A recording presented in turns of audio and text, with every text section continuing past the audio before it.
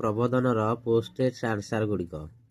ପ୍ରଥମ ପ୍ରଶ୍ନ ଅଛି, ନିମ୍ନୋକ୍ତ ମଧ୍ୟରୁ କେଉଁଟି ମୌଳିକ ପ୍ରଜା ପାଇଁ ପ୍ରସ୍ତୁତ ହୋଇଥିବା ନୂତନ ପାଠ୍ୟପୁସ୍ତକର ବୈଶିଷ୍ଟ୍ୟ? ତାର ଆନ୍ସର ହବ କ ହେଉଛି ପ୍ରସଙ୍ଗ ଗୁଡ଼ିକରେ ବିଭିନ୍ନ ବିଷୟରେ ଦକ୍ଷତା ପ୍ରତିଫଳନ କରିବା। ଦ୍ୱିତୀୟ କ୍ୱେଶ୍ଚିନ୍ ଅଛି, ପ୍ରସ୍ତୁତି ପର୍ଯ୍ୟାୟର ଶାରୀରିକ ଶିକ୍ଷା ଏବଂ ସୁସ୍ଥତା ଶିକ୍ଷାରେ ମୁଖ୍ୟତଃ କେଉଁ ବିଷୟରେ ଆଲୋଚନା କରାଯାଇଛି? ଏହାର ଆନ୍ସର ଆସିବ କ ମୌଳିକ ଶାରୀରିକ ଗତିବିଧି, କ୍ରୀଡ଼ା, ଯୋଗ। ଏହାପରେ ତୃତୀୟ କ୍ୱେଶ୍ଚିନ୍ ଅଛି, ଫଳପ୍ରଦ ଗଣିତ ଶିକ୍ଷଣ ପାଇଁ ଶିକ୍ଷକ ନିମ୍ନଲିଖିତ ମଧ୍ୟରୁ କେଉଁ କୌଶଳ ଅବଲମ୍ବନ କରିବେ? ଏହାର ସଠିକ୍ ଆନ୍ସର ହେଉଛି ଘ ଉପରୋକ୍ତ ସମସ୍ତ। ଚତୁର୍ଥ କ୍ୱେଶ୍ଚିନ୍ ଅଛି, writing skill of child can be assessed through which of the following process? ଏହାର ଆନ୍ସର ହେଉଛି B writing paragraph to express understanding. ପଞ୍ଚମ ପ୍ରଶ୍ନ ହେଉଛି, ସଂସ୍କୃତ ଭାଷା ଶିକ୍ଷଣର ମୌଳିକ ଉଦ୍ଦେଶ୍ୟ କ'ଣ? ଭାବ ବିନିମୟ। ଷଷ୍ଠ କ୍ୱେଶ୍ଚିନ୍ ହେଉଛି, ପ୍ରସ୍ତାବିତ କଳା ଶିକ୍ଷା ପାଇଁ କଳାର କେଉଁ ବିଭାଗ ଗୁଡ଼ିକ ସ୍ଥାନିତ କରାଯାଇଛି? ସଙ୍ଗୀତ, ନୃତ୍ୟ, ନାଟକ, ଚିତ୍ରକଳା।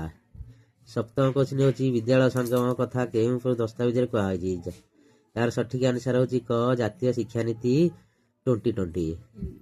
ଅଷ୍ଟମ କ୍ୱେଶ୍ଚିନ୍ ହେଉଛି, ଓଡ଼ିଶା ପାଠ୍ୟକ୍ରମ ରୂପରେଖା 2025ର ଶିକ୍ଷଣମାନ ଅନୁଯାୟୀ ନିମ୍ନୋକ୍ତ ମଧ୍ୟରୁ କେଉଁଟି ସଠିକ୍ କ୍ରମ? ଏହାର ସଠିକ୍ ଆନ୍ସର ହେଉଛି ଘ ପାଠ୍ୟକ୍ରମ ଲକ୍ଷ୍ୟ, ଦକ୍ଷତା, ଶିକ୍ଷଣ, ଫଳାଫଳ। ନବମ କ୍ୱେଶ୍ଚିନ୍ ହେଉଛି, ତ୍ରିଭାଷୀ ପଦ୍ଧତିରେ କେତୋଟି ଭାରତୀୟ ଭାଷା ରହିବା କଥା କୁହାଯାଇଛି? ଏହାର ସଠିକ୍ ଆନ୍ସର ହେଉଛି ଖ 2ଟି। ଦଶମ କ୍ୱେଶ୍ଚିନ୍ ହେଉଛି, କେଉଁଟି ମଧ୍ୟସ୍ତରରେ ବିଜ୍ଞାନ ଶିକ୍ଷଣର ଉଦ୍ଦେଶ୍ୟ ନୁହେଁ? ଏହା ସଠିକ୍ ଆନ୍ସର ହେଉଛି ଘ କେବଳ ବିଜ୍ଞାନର ପ୍ରଶ୍ନୋତ୍ତର କରିବା। 11 ନମ୍ବର କ୍ୱେଶ୍ଚିନ୍ ହେଉଛି, ଉପରୋକ୍ତ ମଧ୍ୟରୁ କେଉଁଟି ପଞ୍ଚକୋଷୀୟ ବିକାଶ ସ୍ତରର ସଠିକ୍ କ୍ରମ ଅଟେ? ଏହାର ସଠିକ୍ ଆନ୍ସର ହେଉଛି ଗ ଅନ୍ନମୟ, ପ୍ରାଣମୟ, ମନୋମୟ, ବିଜ୍ଞାନମୟ, ଆନନ୍ଦମୟ। 12 ନମ୍ବର କ୍ୱେଶ୍ଚିନ୍ ହେଉଛି, ଜଣେ ଶିକ୍ଷାର୍ଥୀ ଅନୁଚ୍ଛେଦ ପଢ଼ି ତାର ଅର୍ଥ ବୁଝାଉଛି, ନିଜର ମତ ଦେଉଛି, ନିମ୍ନୋକ୍ତ ମଧ୍ୟରୁ କେଉଁ ଉକ୍ତିଟି ସୂଚାଉଛି? ଏହା ସଠିକ୍ ଆନ୍ସର ହେଉଛି ଗ ଅର୍ଥବୋଧ ପ୍ରକାଶ କରିବାର ସାମର୍ଥ୍ୟ। 13 ନମ୍ବର କ୍ୱେଶ୍ଚିନ୍ ହେଉଛି, ନିମ୍ନୋକ୍ତ ମଧ୍ୟରୁ କେଉଁଟି ଦକ୍ଷତା ଭିତ୍ତିକ ଆକଳନ ଠିକ୍ ଅର୍ଥକୁ ବ୍ୟକ୍ତ କରୁଛି? ସଠିକ୍ ଆନ୍ସର ହେଉଛି ଖ ଯେଉଁ ଆକଳନ ଶିକ୍ଷାର୍ଥୀର ଜ୍ଞାନ, କୌଶଳ, ମୂଲ୍ୟବୋଧକୁ ବାସ୍ତବ ପରିସ୍ଥିତି ପ୍ରୟୋଗ କରିବାର ସାମର୍ଥ୍ୟ ମାପେ। 14 ନମ୍ବର ହେଉଛି, ବନ୍ଦିତା ଦିଦି ପଞ୍ଚପଦୀ ଶିକ୍ଷଣ ପ୍ରକ୍ରିୟାରେ ଅନୁଯାୟୀ ଗୋଟିଏ ପାଠ ଯୋଜନା ପ୍ରସ୍ତୁତ କରିଛନ୍ତି। ଏହି ପାଠ ଯୋଜନାରେ ସେ ଗୋଟିଏ କବିତାଟିକୁ ପିଲାମାନେ ପଢ଼ିବା ପାଇଁ ଯୋଜନା କରିଛନ୍ତି। ଆପଣମାନଙ୍କ ଅନୁସାରେ ତଳ ପ୍ରଦତ୍ତ ଉକ୍ତି ମଧ୍ୟରୁ କେଉଁଟି ପଞ୍ଚପଦୀ ଶିକ୍ଷଣ ଉପରେ ପ୍ରଯୁଜ୍ୟ? ଏହା ସଠିକ୍ ଆନ୍ସର ହେଉଛି ଖ। 15 ନମ୍ବର ହେଉଛି, ନିମ୍ନରେ ଦିଆଯାଇଥିବା ଉକ୍ତି ଗୁଡ଼ିକ ମଧ୍ୟରୁ କେଉଁ ସାମାଜିକ ବିଜ୍ଞାନର ଲକ୍ଷଣଟି ଶିକ୍ଷାଦାନର ଗୁରୁତ୍ୱ ନୁହେଁ? ଏହା ସଠିକ୍ ଆନ୍ସର ହେଉଛି ଘ ଧାରଣାକୁ ଉପଲବ୍ଧ କରି ପରିପ୍ରକାଶ କରିବା। 16 ନମ୍ବର ହେଉଛି, ନିମ୍ନୋକ୍ତ ମଧ୍ୟରୁ କେଉଁ ଜାତୀୟ ପାଠ୍ୟକ୍ରମ ଆଧାର 2023 ଏନ୍ସିଏଫ୍ ଓ ଓଡ଼ିଶା ପାଠ୍ୟକ୍ରମ ଆଧାର 2025 ଅନୁସାରେ ସାମାଜିକ ବିଜ୍ଞାନ ଶିକ୍ଷଣ ଏକ ବୈଶିଷ୍ଟ୍ୟ ନୁହେଁ? ଏହା ସଠିକ୍ ଆନ୍ସର ହେଉଛି ଖ କ୍ଷେତ୍ର ପରିଭ୍ରମଣ।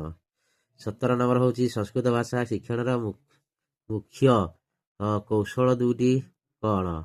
ଏହା ହେଉଛି ସଠିକ୍ ଆନ୍ସର ହେଉଛି କ ଶ୍ରବଣ, ଭାଷଣ। 18 ନମ୍ବର ହେଉଛି, ଦକ୍ଷତା ଭିତ୍ତିକ ଆକଳନରେ ଶିକ୍ଷକ ଶିକ୍ଷାର୍ଥୀମାନଙ୍କୁ ତାଙ୍କ ବିଦ୍ୟାଳୟର ଜଳ ଅପଚୟ କମାଇବା ପାଇଁ ଯୋଜନା ତିଆରି କରିବାକୁ କହିଲେ ଏଠାରେ କେଉଁ ଦକ୍ଷତା ଆକଳନ କରାଯାଇଛି? ଏହାର ହେଉଛି ସଠିକ୍ ଆନ୍ସର ହେଉଛି ଖ। 19 ନମ୍ବର ହେଉଛି, ପରିବେଶ ଶିକ୍ଷଣରେ କେଉଁ ସବୁ ବିଷୟ ଗୁଡ଼ିକ ସମନ୍ୱିତ କରାଯାଇଛି? ସଠିକ୍ ଆନ୍ସର ହେଉଛି ଘ ଉପରୋକ୍ତ ସମସ୍ତ। 20 ନମ୍ବର ହେଉଛି, ପିଲାମାନେ ପର୍ଯ୍ୟବେକ୍ଷଣ କରି ତଥ୍ୟକୁ ସାରଣୀରେ ପୂରଣ କଲେ ଏହା ପଞ୍ଚପଦୀର କେଉଁ ସୋପାନ ଅଟେ? ଏହା ହେଉଛି ସଠିକ୍ ଆନ୍ସର ହେଉଛି ଘ।